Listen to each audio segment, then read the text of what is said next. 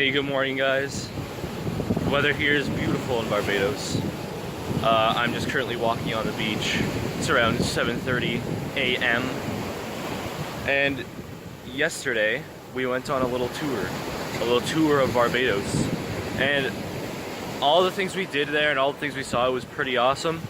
There was especially one point in particular in the tour that I liked very much. I'm gonna show all of you guys what we did. I'm gonna just show everything that I filmed and put it into a little video.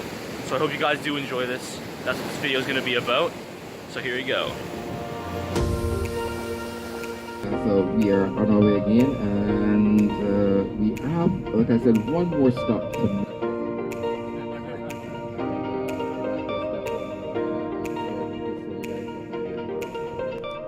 We started off our day bright and early to catch our tour bus that would take us around the beautiful island of Barbados.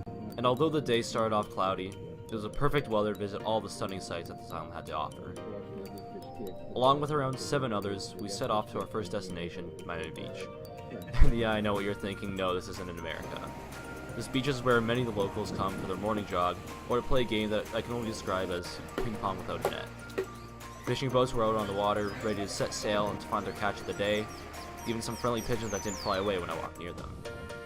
And although it was only around 8 a.m., we started off the day with Barbados' staple food and drink, rum punch and fish cakes. I opted for a coconut drink as I may or may not have had rum punch the night before. And they also might have played with the tire that I found lying around that I thought was pretty cool. And this is what we do at Muscle Beach. However, we didn't stay there long, as we had so many more sites to go check out. So we hopped back on the tour bus and took a 15-minute or so ride to a much quieter and secluded beach called Foul Bay. This small beach hideaway was surrounded by dense trees and cliffs, and if it wasn't for the seaweed washing up on the shore, it would have been amazing to swim in. The water was dyed a nice dark blue as the waves crashed up against the shore, and combined with the sound of the waves, it was an amazing experience. We saw turnover canoes that I can only assume that some of the locals used in their spare time, and a rooster, which I've actually never seen up close before. I also tried to make friends with the rooster and some other wildlife, but I don't think that really turned out so well.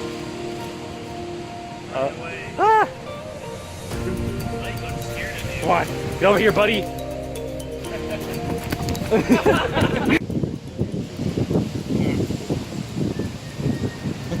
Then, we hopped back on the tour bus to visit our third stop, Codrington College. This college was built in the early 1700s, and let me tell you, it was an amazing sight to see. Being one of the 3 colleges on the island, as well as being the only Anglican college, they are most notable for their degrees in theology and biblical studies. And although this place is hundreds of years old, the building and landscaping was beautiful.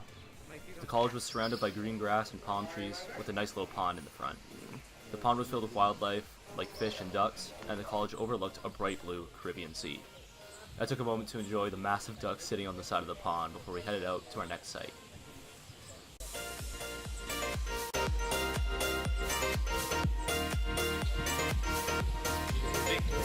Over here.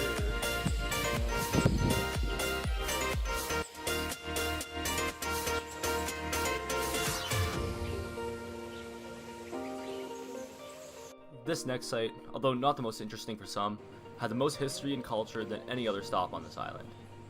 As the tour bus rolled up to St. John's Parish Church, we saw a very old, tall building overlooking a great part of the island. And as I walked inside, I realized just how old this place really is. There were cracked tiles, nameplates that have been worn out after hundreds of years, and even dates of the multiple times when the church was destroyed and rebuilt. Around the back was an extremely old cemetery, which had an amazing view of the island as well. It's old.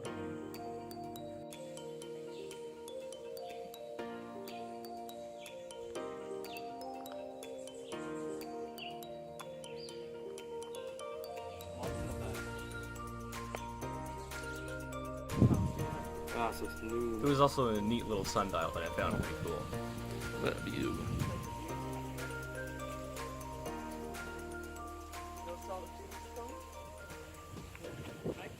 However, the entire tour was leading up until this point. This point I'm talking about is our next stop, the highest peak of Barbados. We were stopping off here to eat lunch at the famous but weirdly named Animal Flower Cave Restaurant. We were brought to our table that overlooked the water, where we dined on some sweet mashed potatoes, fresh vegetables, and fish, which I think was mahi-mahi. After our amazing lunch, we were allowed to explore the peak of the island, and I'll just let the footage here speak for itself.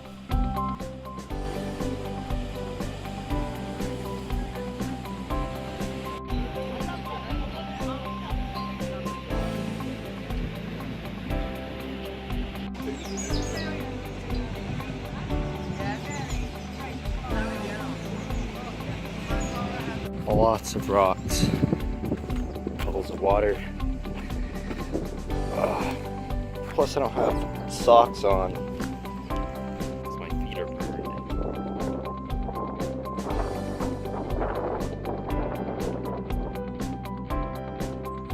Gotta head all the way to the end there. We just ate lunch right over there, that building right there. Went all the way around, came up to here, the edge of this cliff. Look at that. It's a long way down. Look at that water.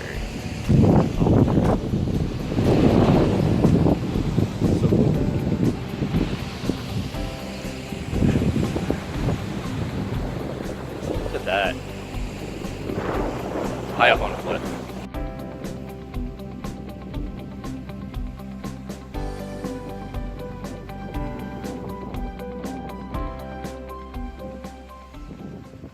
After what was my favorite stop of this trip, we took the roads back down the west coast of the island to finally go back home after our long day.